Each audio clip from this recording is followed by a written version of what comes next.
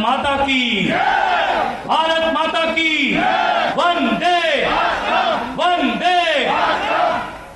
ये हम महाराजा अग्रसेन चौक पर बैठे हैं, भारत माता का जय घोष लगा रहे हैं। मुझे लगता है अभी आवाज में वो जोश नहीं है कि ये आवाज यहां से शाहीन बाग तक पहुंचे। इतना जोर से जय घोष होना चाहिए कि शाहीन बाग तक तो भारत माता का जयकारा पहुंचना ही चाहिए। भारत माता की, भारत माता की, वंदे वंदे, जय श्री राम।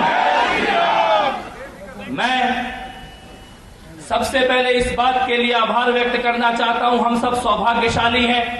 भारतीय जनता पार्टी के राष्ट्रीय अध्यक्ष एक कार्यकर्ता से लेकर राष्ट्रीय अध्यक्ष तक पहुंचे, विद्यार्थी परिषद से लेकर भाजपा के अनेक संगठनों में जिम्मेदारी निभा चुके, दिल्ली की राजनीति और दिल्ली के लोगों से जिनका बहुत गहरा और बहुत लंबा जुड़ाव रहा है, ऐसे हमारे आदरणीय माननीय राष्ट्रीय अध्यक्ष श्री नड्डा जी हमारे बीच में मौजूद है। मैं एक बार चाहता हूं कि जोरदार तालियों के साथ, और ये तालियां रुके ना कम से कम 1 मिनट तक और बजती रहें।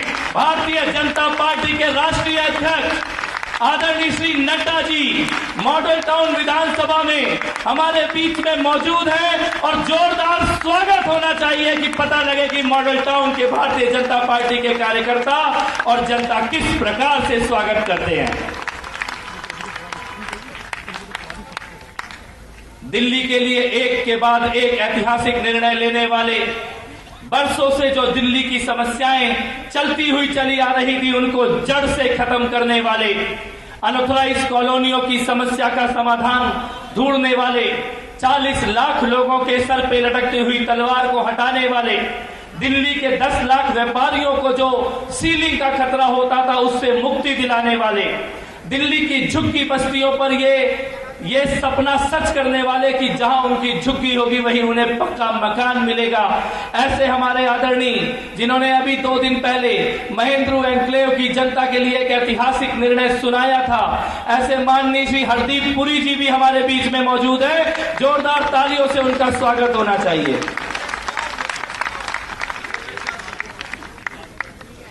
ऐसे इस सम्मानित मंच, यहाँ भोलानाथ विज जी बैठे हैं, यहाँ आदरणीय अरुण चतुर्वेदी जी बैठे हैं, हमारे आदरणीय जिला अध्यक्ष जी बैठे हैं, जिला के महामंत्री बैठे हैं, अरविंद गर्ग जी जिनकी ओजस्वी वाणी, जिला अध्यक्ष जी जिसको अभी आपने सुना, हमारे निगम पार्षदा सीमा गुप्ता जी जिनको आपने सुना, अखिल जी जो इस पूरे कार्यक्रम को आयोजित करने में पिछले 2 दिन से लगातार लगे हुए हैं वो भी यहाँ पर बैठे हैं, हमारे निगम पार्षद जोगीराम जैन जी, पूर्व निगम पार्षद माधव जी, निगम के प्रत्याशी हरिशंकर बाबू जी, और सबसे खास आम आदमी पार्टी के संगम पार्क वार्ड के निगम पार्षद रिंकू जी आज यहाँ पर बैठे, उन्होंने भारतीय जनता पार्टी को ज्वाइन किया है।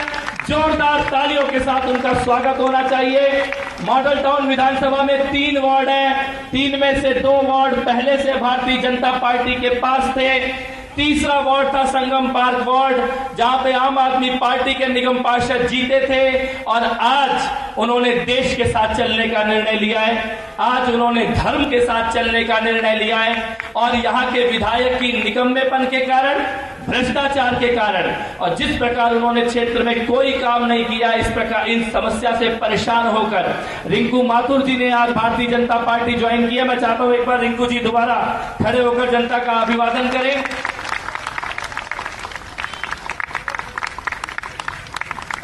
बहुत स्वागत रिंकू भाई आपका। मैं, क्योंकि हम सब लोग हरदीप पुरी जी को सुनना चाहते हैं, नड्डा जी का आशीर्वाद पाना चाहते हैं, तो कोई बहुत लंबी चौड़ी बात ना करते हुए मैं केवल इतना पूछना चाहता हूं मॉडल टाउन की जनता से, आप में से किसी के भी घर में ऐसा पानी आता है क्या कि बिना आरओ के पिया जा सके? आता है किसी के घर में साफ पानी? सबको अपने घर में आरओ लगाना पड़ रहा है, सबको पानी या तो खरीद के पीना पड़ रहा है, या अगर हमारी झुग्गी बस्ती के लोग हैं तो उनको टैंकरों के पीछे धक्के खाने पड़ रहे हैं। लड़ाई हो रही है, रोज पानी के ऊपर सिर फूट रहे हैं। गंदा पानी, लीक हुआ सीवर, टूटी हुई सड़कें, टूटे हुए फुटपाथ, ट्रैफिक का जाम, पार्किंग की समस्या, ये सारी समस्याओं को अगर एक ही माला में पिरो दें तो मॉडल टाउन विधानसभा का नक्शा बन जाता है। इस प्रकार की विचित्र स्थिति हो गई है। मुख्यमंत्री के घर से केवल 2 किलोमीटर दूर मॉडल टाउन विधानसभा, जहां दिल्ली में सबसे ज्यादा टैक्स देने वाले लोग रहते हैं, जिनके पैसों से ये सरकार चलती है, जिनके टैक्स से ये सरकार 3 महीने से झुनझुने बांट रही है, उन लोगों के घर में किसी एक के भी घर में पीने का पानी नहीं दे पाती सरकार, सीवर का सिस्टम ठीक नहीं कर पाती है, सड़कें नहीं बढ़ा पाती है। आदरणीय नड्डा जी, मैं आपको बताना चाहता हूं, मॉडल टाउन में एक मजाक चलता है। मजाक ये चलता है कि दुनिया में अगर कहीं खुदा है तो मॉडल टाउन की गलियों में खुदा है, जहां देखो वहीं खुदा पड़ा हुआ है, हर तरफ खुदाई है। ये लालबाग की बस्ती जहां से रिंकू आते हैं, वहां कोई चल नहीं सकता 2 मिनट की बारिश के बाद। चारों तरफ टूटी सड़कें, टूटी नालियां, सीवर का गंदा पानी, केवल यही दिखाई देता है, इसके अलावा कुछ भी दिखाई नहीं देता है। 7 साल से एक ही आदमी यहां का एमएलए है। एमएलए का फंड क्या होता है, सरकार का फंड क्या होता है, विकास का मतलब क्या होता है, मॉडल टाउन के किसी भी इलाके में कहीं लोगों को समझ नहीं आया। चाहे वो राजपुरा और चंद्रावल जैसे गांव हो, चाहे वो गुड़मंडी जैसा इलाका हो, चाहे वो कमला नगर हो, शक्ति नगर हो, रूपनगर हो, गुलाबी बाग हो, एमसीडी की कॉलोनी हो, लाल बाग हो, खिलौना बाग हो, हनुमान बस्ती हो, कहीं भी आप चले जाओ, आपको ऐसा लगेगा कि इस इलाके में कोई एमएलए है ही नहीं। आपको ऐसा लगेगा कि यहां सरकार नाम की कोई चीज है ही नहीं। पूरी तरह से सरकार गायब है, पूरी तरह से विकास गायब है। केवल विकास हुआ है तो एक आदमी का हुआ है, जो आज से 7 साल पहले लालबाग की झुग्गी में रहता था, अब सीसी कॉलोनी में अपनी कोठी में रहने लगा है। केवल उस एक आदमी का विकास हुआ है। अगर मॉडल टाउन के बारे में सोचा जाए, मॉडल टाउन के विकास के बारे में सोचा जाए, तो आज मैं आपसे पूछना चाहता हूं, मॉडल टाउन को बदलाव की जरूरत है कि नहीं है? हाथ उठा के बताइए, बदलाव की जरूरत है कि नहीं है? और दिल्ली की सरकार की बात करें, पिछले 4.5 साल में यह पहली बार कोई सरकार है जो रोज केवल यह कहती है कि हम कुछ कर ही नहीं सकते, हमारे पास कुछ करने की ताकत ही नहीं है। हमें मोदी जी काम नहीं करने दे रहे, हमें एलजी काम नहीं करने दे रहे, हमें अधिकारी काम नहीं करने दे रहे, और कई एमएलए तो ऐसे हैं वो कहते हैं हमें निगम पार्षद काम नहीं करने दे रहे। मैं कहता हूं ऐसे एमएलए को चुल्लू भर पानी में डूब के मर जाना चाहिए, जिसको निगम पार्षद काम करने से रोक ले। मैं ये कहना चाहता हूं, आज दिल्ली में एक ऐसी सरकार की जरूरत है जो पूरे 5 साल काम करे। एक ऐसी सरकार की जरूरत है जो रात दिन काम करे। एक ऐसी सरकार की जरूरत है जो मोदी जी के साथ चल सके। एक ऐसी सरकार की जरूरत है जो दिल्ली में विकास का, सड़कों का काम, फ्लाईओवर का काम, अस्पताल का काम कर सके। और ये एक कड़वा सच है, पिछले 5 सालों में दिल्ली में एक भी अस्पताल नहीं बनाए, पिछले 5 सालों में दिल्ली में एक भी फ्लाईओवर नहीं बनाए, पिछले 5 सालों में दिल्ली में एक भी कॉलेज नहीं बनाए, पिछले 5 सालों में दिल्ली में एक भी डीटीसी की बस नहीं खरीदी गई है, एक भी नई सड़क नहीं बनाई गई है, कोई भी नया स्कूल नहीं बनाया गया है। सरकार जैसे ठप होके बैठ गई है। मैं ये कहना चाहता हूं कि इस ठप हुई दिल्ली को चलाने की जरूरत है, मोदी जी के रास्ते पे आगे बढ़ाने की जरूरत है। मैंने दिल्ली यूनिवर्सिटी से सोशल वर्क की पढ़ाई की है, मास्टर्स की डिग्री है सोशल वर्क में, जन आंदोलनों से जुड़ा हुआ रहा हूं, इंडिया अगेंस्ट करप्शन का फाउंडर मेंबर रहा हूं और अन्ना आंदोलन के शुरुआती लोगों में से रहा हूं।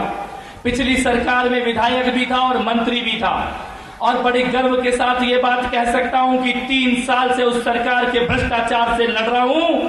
उसी सरकार के पास मेरे मंत्रालय में किए हुए सारे कागजों और फाइलों के सबूत रखे हैं। 3 साल से उस सरकार से सड़क में लड़ रहा हूं, लेकिन एक चवन्नी का दाग मेरे ऊपर नहीं लगा हुआ है।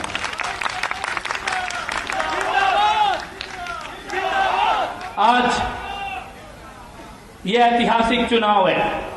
यह चुनाव कोई साधारण चुनाव नहीं है, एक असाधारण चुनाव है। चुनाव से ठीक 3 महीने पहले दिल्ली ने जलती हुई बसें और जलती हुई गाड़ियां देखी हैं।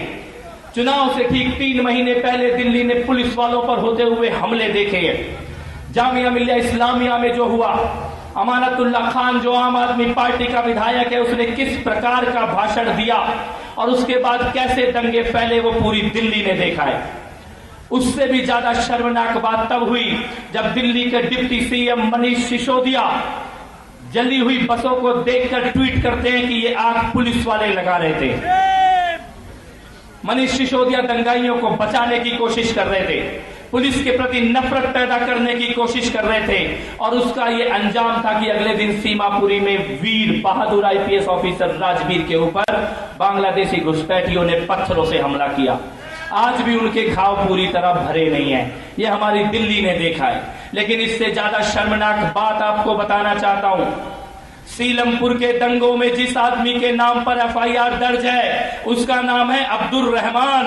क्या नाम है? क्या नाम है? अब्दुल रहमान। और जामा मस्जिद के दंगों में जिस आदमी पे एफआईआर दर्ज है उसका नाम है शुएब इकबाल। क्या नाम है?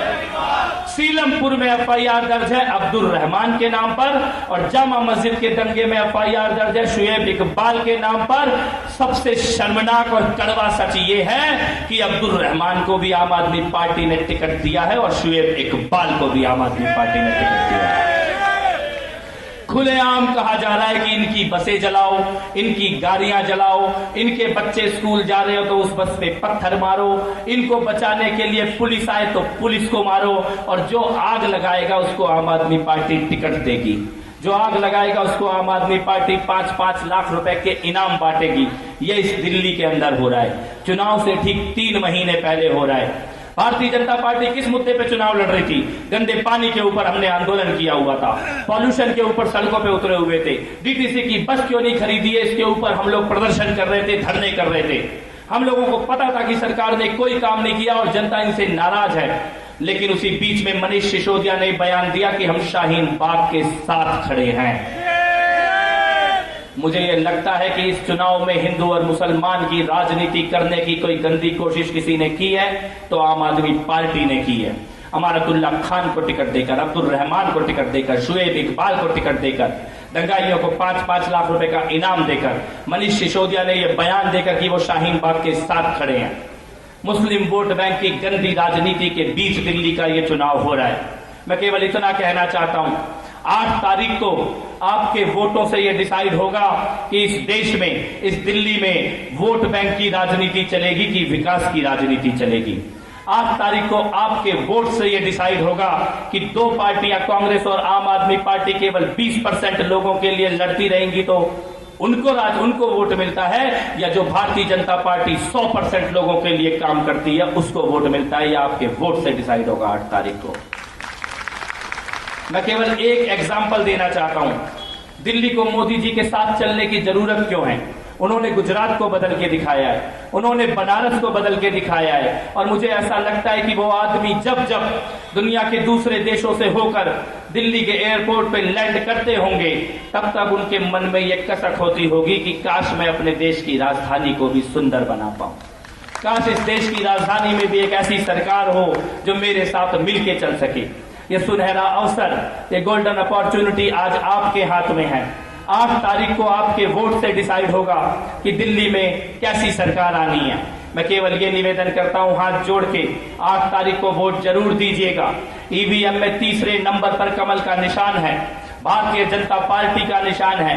8 तारीख को कमल का बटन दबाकर आप दिल्ली के विकास की गाथा लिख सकते हैं, शाहीन बाग का तंबू उखाड़ सकते हैं, मुस्लिम वोट बैंक की गंदी राजनीति को खत्म कर सकते हैं, मॉडल टाउन की गलियों सड़कों के सुधार की नई कहानी लिख सकते हैं। आपका वोट दिल्ली की और मॉडल टाउन की तकदीर को बदलेगा।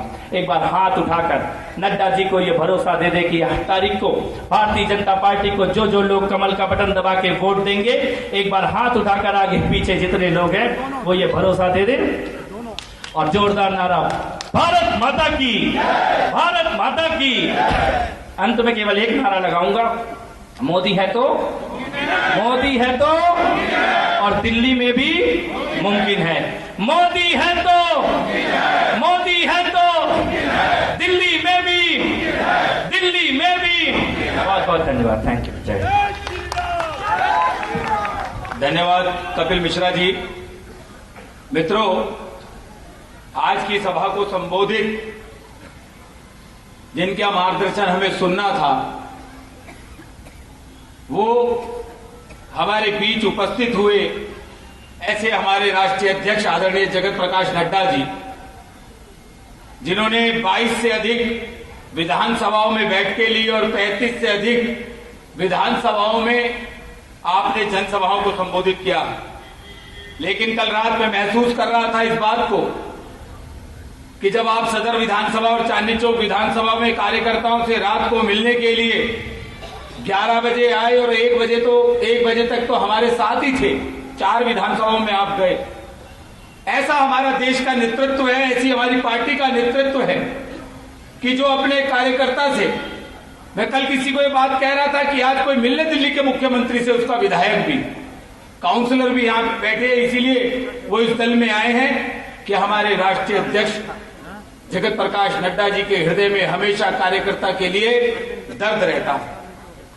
आज की सभा में उनको संबोधित करना था, लेकिन स्वास्थ्य ठीक नहीं है, लेकिन उनका मन माना नहीं।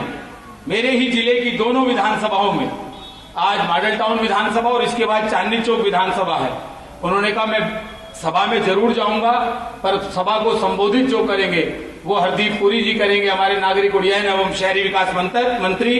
तो मैं चाहूंगा एक बार जोरदार ताली बजाकर हरदीप पुरी जी को हम आमंत्रित करें। और मैं हरदीप पुरी जी के लिए एक बात और कहना भी चाहूंगा, एक कवि की 2 पंक्तियां जिनको उन्होंने चरितार्थ किया है 1731 कॉलोनियों को पास कर कर, जहां झुकी वहां मकान, मोदी जी का जो सपना है उसे कर कर, और कि औरों का गम अपना गम हो, औरों का गम अपना गम हो, आंधी से लड़ने का दम हो, और जो मिलती है खान दूध में, तेरा मेरा यूं संगम हो। इस भावना से भारतीय जनता पार्टी का नेता, कार्यकर्ता, हर साथी काम करता है। ऐसे मंत्री का हम हार्दिक अभिनंदन और ताली बजाकर स्वागत कर रहे हैं। हरदीप जी, 1 मिनट की क्षमा और चाहूंगा कि शुरू में मुझसे छूट गया, बड़े हार से चारों हमारे तीनों मंडल अध्यक्ष और साथी नड्डा जी का हम अभिनंदन और धन्यवाद भी करना चाहते हैं कि आप, लॉ प्रेम जी, अखिल सिंघल, बाकी सभी कार्यकर्ता इस बात का ध्यान रखें, आगे से हटकर पीछे कोई। भारत माता की, भारत माता की। मनोज जी पटका उठाओ। भारत माता की। अध्यक्ष जी का बहुत बहुत धन्यवाद कि आप आए और सभी कार्यकर्ताओं के उत्साह को आपने बढ़ाया। अब मैं आदरणीय हमारे मंत्री हरदीप पुरी साहब को आमंत्रित कर रहा हूं, एक बार जोरदार ताली बजाकर हरदीप पुरी जी का अभिनंदन करें।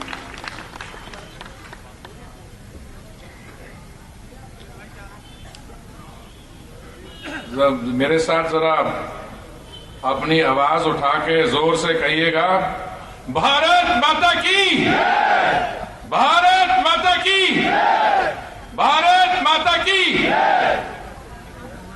भारतीय जनता पार्टी के राष्ट्रीय अध्यक्ष परम आदरणीय जगत प्रकाश नड्डा जी,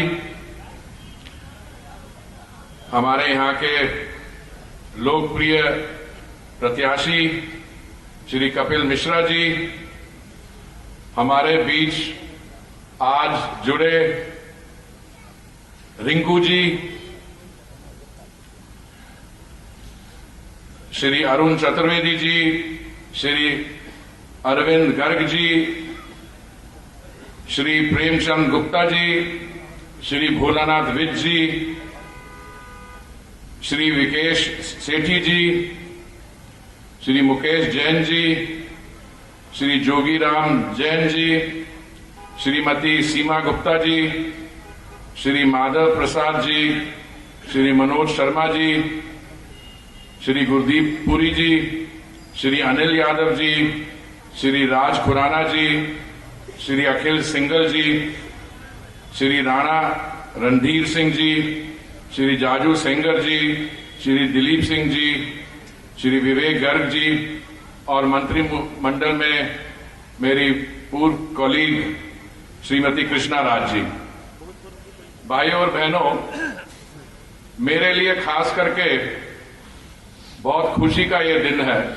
मैं आपके बीच में इस हफ्ते में दूसरी बार या 7 दिन में दूसरी बार आया हूं। जब मैं पिछली बार आया था तो हमारी उस बैठक में एक ही मुद्दा था कि जो हमारे भाई बहन महेंद्रू इनक्लेव में रह रहे हैं, उनका उस कॉलोनी का नाम 1731 कॉलोनी जो है, जो पक्की की जा रही है, उसमें क्यों नहीं शामिल हुआ। तो मैं आपके साथ शेयर करना चाहता हूं, आपको बताना चाहता हूं कि मैंने उनको उस समय यह आश्वासन दिया था कि ये जो 1731 कॉलोनी जिनको मोदी जी ने एक झटके में मलकाना हक दिया है, ये सिर्फ पहली इंस्टॉलमेंट है। हमारी कई कॉलोनीज और हैं जो इसमें शामिल नहीं हुई हैं, पर इसका मतलब नहीं हम करने नहीं वाले उनको। इनफैक्ट जब मैंने राष्ट्रीय अध्यक्ष माननीय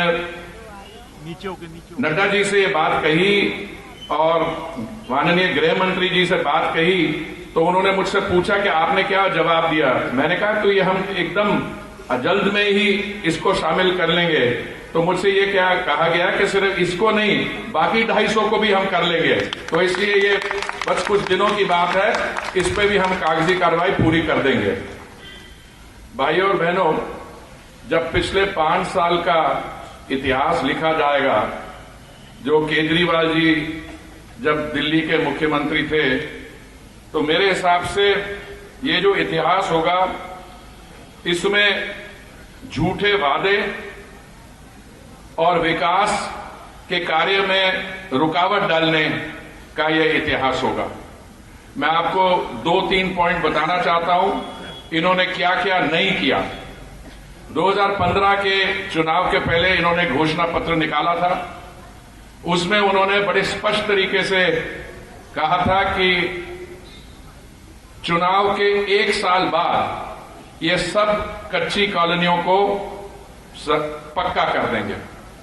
मैं आपको इस चीज के बारे में थोड़ा इतिहास देना चाहता हूं। 2008 में जब डॉक्टर मनमोहन सिंह की सरकार थी, तो केंद्रीय सरकार ने यह निर्णय लिया था कि दिल्ली की जो कच्ची कॉलोनियां हैं, जिसको अंग्रेजी में अनऑथराइज्ड कॉलोनीज कहा जाता है, इन काम को दिल्ली की सरकार करेगी। देखिए, हम सबको जानकारी है, दिल्ली में जो भी प्रॉपर्टियों की खरीदना बेचना हुआ है, ये अक्सर पावर ऑफ अटॉर्नी के पे होता था। पर 2006 में ये जब रजिस्ट्रियां होती थी, उसके बाद सुप्रीम कोर्ट ने एक निर्णय लिया एक बड़े मशहूर केस में, जिसका नाम था Suraj Lamps versus Union of India. और उन्होंने कहा था कि ऐसे पावर अटॉर्नी के बेसिस पे सारी प्रॉपर्टी की ट्रांजैक्शन पे रुकावट डाल देनी चाहिए। तो दिल्ली की सरकार, चाहे वो कांग्रेस की सरकार थी शीला दीक्षित जी की, या उसके बाद केजरीवाल जी की सरकार 2015 के बाद, वो बातें बनाते रहे और कहते रहे कि बस हम इनको पक्का कर देंगे, हम इसके लिए नियम बना रहे हैं, हम इसके लिए नक्शे बना रहे हैं। पर जब मैंने मोदी जी को जाके, हमारे लोकप्रिय प्रधानमंत्री जी को जाके सारे फैक्ट्स उनके सामने रखे कि केजरीवाल जी कहते हैं मुझे मई 2021 का समय चाहिए कॉलोनियों के नक्शे बनाने के लिए, तो मोदी जी ने 5 मिनट में ये निर्णय लिया और उन्होंने कहा कि इनका कोई लगता है काम ये बढ़ेगा नहीं, इसलिए हमको एक झटके में सब 40 लाख लोग जो रहते हैं कच्ची कॉलोनियों में, उनको मलकाना हक दे देना चाहिए। और मोदी जी ने सिर्फ कहा नहीं, मंत्रिमंडल में यह फैसला हुआ, नया कानून बना, और जो डीडीए, ये केजरीवाल जी 2 साल का समय मांग रहे, डीडीए ने 3 हफ्ते में नक्शे भी बना दिए। और आज के दिन 2 लाख से अधिक हमारे बहन भाई उन्होंने रजिस्ट्री कर भी ली है, और लोगों को रजिस्ट्री और ऑथराइजेशन स्लिप उनके हाथों में, पहले 20 को मैंने दिए थे, परसों डीडीए ने 25 और को दिए। रोज जैसे ही हम बात कर रहे हैं और हमारे बहनों भाइयों को ये मिल रहे हैं कागज।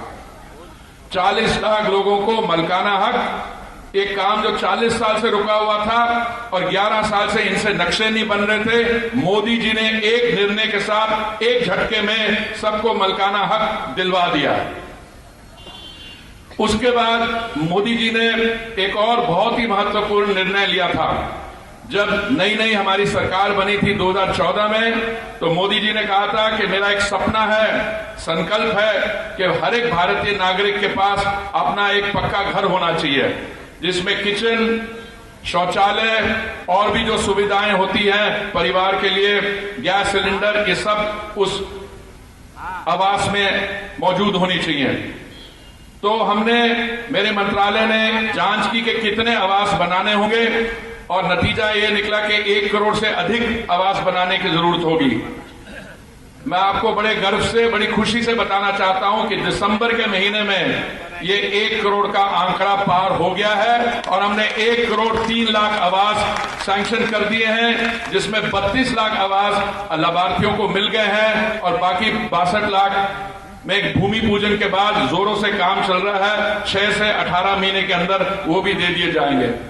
पर सवाल ये उठता है, केजरीवाल जी ने ये योजना दिल्ली में लागू क्यों नहीं की? उनका ये कहना है कि वो अपनी नई योजना बनाएंगे, जिसका नाम होगा मुख्यमंत्री आवास योजना। भाइयों और बहनों, ना कोई इस नाम की योजना है, ना इसके लिए उन्होंने कोई बजट बनाया है, पर मोदी जी ने ये निर्णय लिया, केजरीवाल जी ये बनाए ना बनाए, केंद्रीय सरकार जहां झुकी है वहीं मकान आपको दिलवा के रहेगी। और इसमें कई कॉलोनी जो है, जैसे कठपुतली कॉलोनी है शादीपुर डिपो के पास, वहां पे 2800 परिवार को, जो हमारे परिवार रहते हैं, उनको आने वाले दिनों में पक्के मकान, आवास, शानदार नए 7 टावर्स दे दिए जाएंगे। मेरी इच्छा थी कि 31 दिसंबर से पहले ही इन 7 में से 3 टावर उनको लाभार्थियों को दे देते, पर एनजीटी के द्वारा कुछ कंस्ट्रक्शन में रुकावट थी, इसमें हमसे थोड़ी देर हो गई, पर अगले हफ्ते 10 दिन में ये 3 टावर दे दिए जाएंगे। भाई और बहनों, केजरीवाल जी का आप रिकॉर्ड देखें। मेरे छोटे भाई यहाँ के प्रत्याशी जो हैं, वो आपको पानी की बात कर रहे थे, पर मैं थोड़े बड़े मुद्दे लेके फिर मैं पानी पे और शिक्षा पे आता हूं। मोदी जी ने पिछले वर्ष एक नई योजना लागू की, जिसका नाम है आयुष्मान भारत। इसके तहत हमारे जो नागरिक हैं, एक परिवार को 1 वर्ष में 5 लाख रुपए की सुविधा दी जा सकती है, और दे रहे हैं हम। अभी रास्ते में हमारे माननीय राष्ट्रीय अध्यक्ष बता रहे थे कि करीब शायद 80 लाख लोगों को इसका ऑलरेडी, इसके लिए इसका लाभ पहुंच गया है। जब नई नई स्कीम, ये योजना लागू हुई थी, तो मुझे याद है, मैं हरियाणा में जाके कुछ पहले सर्टिफिकेट मैं और मेरे मंत्रिमंडल में साथी हमने बांटे थे। जब मोदी जी स्कीम बनाते हैं, वो ये नहीं देखते कि किसको इसमें लाभ हो रहा है। सबका साथ, सबका विकास और सबका विश्वास, और अलग अलग वर्गों से लोग, अलग अलग धर्म से लोग, ये मोदी जी का विकास की मॉडल है। पर दिल्ली में केजरीवाल जी ने आयुष्मान भारत योजना को लागू नहीं किया। क्यों? उन्होंने कहा कि हमारे पास शानदार मोहल्ला क्लिनिक है। मुझे मालूम नहीं आपके इलाके में है कोई मोहल्ला क्लिनिक? अगर है भी तो मोहल्ला क्लिनिक तो जो पुरानी डिस्पेंसरी होती है, उसके बाहर केजरीवाल जी की फोटो लगी है और अंदर एक डॉक्टर होगा। पर अगर आप आयुष्मान भारत की स्कीम यहां लागू होती है, तो आप किसी भी बड़े अस्पताल में जाके, किसी भी स्पेशलिस्ट के पास जाके अपना इलाज करवा सकते हैं, दवाइयां ले सकते हैं। तो कच्ची कॉलोनियों का वादा उन्होंने पूरा नहीं किया केजरीवाल जी ने। प्रधानमंत्री आवास योजना को लागू नहीं किया दिल्ली में, और मोदी जी दिलवा रहे हैं जहां झुग्गी वहीं मकान। आयुष्मान भारत की योजना को लागू नहीं किया। तो केजरीवाल जी पिछले 5 महीने में से 4.5 साल, 4 साल और 6 महीने तो ये कहते रहे, एक्चुअली 4 साल और 8 महीने ये कहते रहे, रोना रोते रहे कि हमें केंद्रीय सरकार काम नहीं करने दे रही, केंद्रीय सरकार रुकावट डाल रही है काम में। केजरीवाल जी जब चुनाव में 3-4 महीने रह गए, तो आपने बड़ी अपनी गाड़ी का गियर चेंज कर दिया और आपने कहा देखिए कितने अच्छे बीते ये 5 साल, और अच्छे अगले 5 साल के लिए अगर आपको लगता है कि हमने अच्छा काम किया है तो हमें वोट दीजिए, और नहीं लगता अच्छा काम किया तो मत दीजिए। जरा केजरीवाल जी के क्लेम को हम जरा देख लें। ये कहते हैं कि 2 एरियाज में इन्होंने काम किया है, एक तो शिक्षा, दूसरा स्वास्थ्य। तो मैं स्वास्थ्य को पहले लेना चाहता हूं, क्योंकि मेरे छोटे भाई प्रत्याशी जो है कपिल मिश्रा जी, उन्होंने पानी की क्वालिटी के बारे में बता दिया है कि पानी किस किस्म का आता है। एक जो इनके डिप्टी मुख्यमंत्री है सिसोदिया जी, मैं इनका एक बयान सुन रहा था।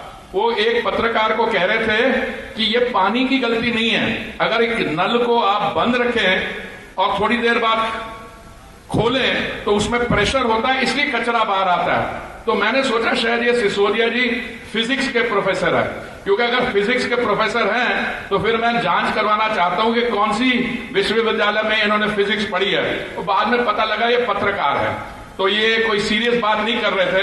अरे सिसोदिया जी, अगर नल खोलेंगे और नल बंद था पहले और प्रेशर में कचरा आता है, इसका मतलब पानी में तो कचरा है कि नहीं? तो उसको आप वर्ल्ड क्लास कैसे कह सकते हैं?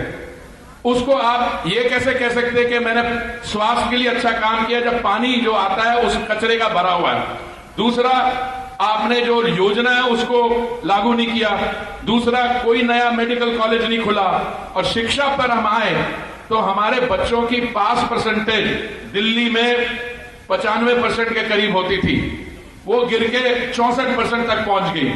वादे किए थे आपने, इनका घोषणा पत्र खोलिए, कितने नए स्कूल खोलेंगे, कितने नए कॉलेज खोलेंगे।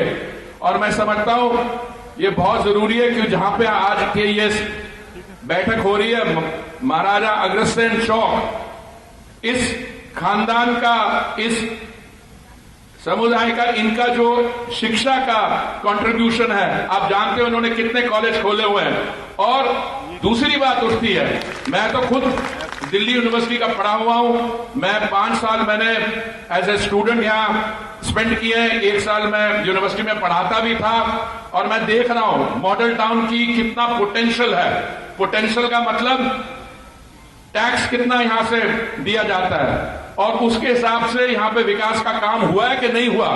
आपको मालूम है एक विधायक को 1 वर्ष में कितना पैसा मिलता है विकास के लिए? 10 करोड़ रुपया। तो पिछले 5 साल में जो 50 करोड़ रुपया मिला है, जो आपका यहां का विधायक था, उसने इसमें आपकी कंस्टिट्यूएंसी में खर्च किया है कि नहीं? तो ये मैं कहता हूं, यूनिवर्सिटी में मैं पढ़ा हुआ हूं, इस इलाके को जानता हूं, क्या कुछ नहीं किया जा सकता था। मैं आपके सामने सिर्फ 2 बातें रखना चाहता हूं। 8 तारीख को आप कमल के बटन पे दबाइए, कमल के फूल पे बटन दबाइए, जो ईवीएम में 3 नंबर पे है। और मैं आपको ये कहता हूं, जो भी आपने विकास का काम करवाना है, कपिल जी के साथ बैठ के अभी से लिखवा लीजिए। और इनको कभी पैसे की कमी हुई ये 50 करोड़ खर्च करने के बाद, तो मैं आपको आश्वासन देता हूं, अर्बन डेवलपमेंट फंड से मैं इनको और पैसा देना चाहूंगा। देखिए, हमारी जिंदगी के सबसे बढ़िया जो दिन थे वो इस इलाके में गुजारे हमने। दिल्ली यूनिवर्सिटी यहां से कितनी दूर है? 1 किलोमीटर। कई हमारे मित्र लोग यहां पढ़ते थे, हम रोज आया करते थे, इसलिए मेरी थोड़ी स्पेशल इमोशनल अटैचमेंट है इस कंस्टिट्यूएंसी के साथ। और यहां पे आज इस पवित्र स्थान पे हमने आम आदमी पार्टी के रिंकू जी को, उनका भी स्वागत किया है। अब मैं चाहता हूं यहां से एक नया इतिहास शुरू हो और 8 तारीख को आपके सहयोग के साथ, आपके प्रचार के साथ एक नया हम चैप्टर शुरू करें, जिसमें दिल्ली में आम आदमी पार्टी का झाड़ू उन्हीं पे लग जाए और नई सरकार भारतीय जनता पार्टी की यहां पे बने। मेरे साथ जोर से कहिए, भारत माता की, भारत माता की, भारत माता की। देखिए, हमें आज हमारे राष्ट्रीय अध्यक्ष परम आदरणीय जगत प्रसाद नड्डा जी का मिल रहा है।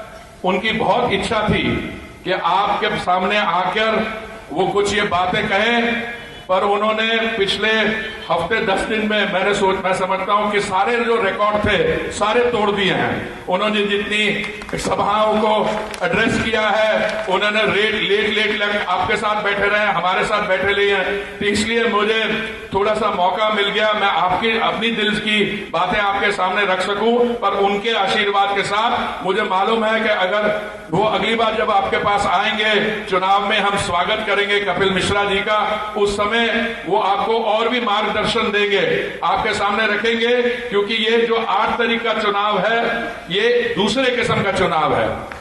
देखिए दिल्ली की जनसंख्या बढ़ती जा रही है। 8 लाख से लेके 1947 में, ये अगले वर्ष जब सेंसस होगा 2 करोड़ से अधिक होगी। और इसमें बहुत जरूरी है कि हम सिर्फ इंफ्रास्ट्रक्चर, नई डेवलपमेंट ना करें। देखिए 2030 तक जब यूनाइटेड नेशंस के स्पेशल डेवलपमेंट गोल्स पे काम खत्म होगा, उस समय का जो भारत है उसमें अर्बन सेक्टर में 70% जो हमारा अर्बन सेक्टर, उस पे 2030 में 70% को हमें रीबिल्ड करना होगा। तो यह बहुत जरूरी है कि ग्रास रूट्स लेवल पे आपके जो विधायक लोग हैं, पार्षद लोग हैं, ये आपके साथ बैठ के करें काम। और जब हमारा एक्सपीरियंस ये बताता है, जब केंद्र में भारतीय जनता पार्टी की सरकार है, तो अगर स्टेट लेवल पे भी हो तो विकास का काम और तेजी से बढ़ेगा। इसलिए बहुत बहुत धन्यवाद। आज से लेकर 8 तारीख तक आप मेरे छोटे भाई भारतीय जनता पार्टी के प्रत्याशी कपिल मिश्रा जी का प्रचार करिए, और 8 तारीख को सुबह जल्दी उठ के अपने, और जैसे पंजाबी कहते ने, अपने आंड गुआंढ सारा दिया वोटा पुआ के इन्होंने जितवा के भेजना, MLA बनवा के। तो बहुत बहुत धन्यवाद।